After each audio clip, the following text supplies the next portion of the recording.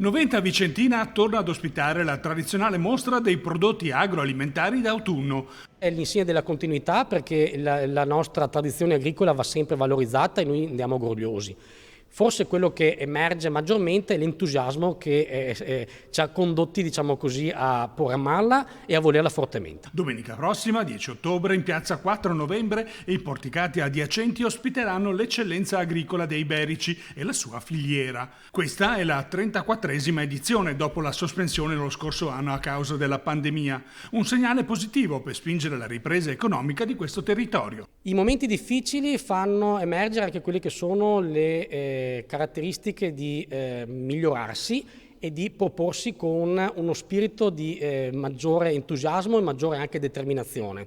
Quest'anno è un anno di ripartenza. Noventa Vicentina ha voluto proprio chiudere questo momento anche, diciamo così, di ripartenza nelle attività che sono state svolte durante l'estate. Voglio ricordare che abbiamo presentato alla Regione Veneto un progetto che si chiamava Noventa Rinasce. Fitto di appuntamenti il calendario programmato che, oltre alla fiera, prevede una serie di eventi e convegni che coinvolgono tutta la cittadinanza. È una mostra che ha la sua caratteristica nel mondo agricolo, però abbiamo veramente intercettato tutta quanta la comunità a partire dalle scuole, quindi ci sarà un momento di saluto in piazza per i ragazzini, i bambini, gli scolari del Fogazzaro.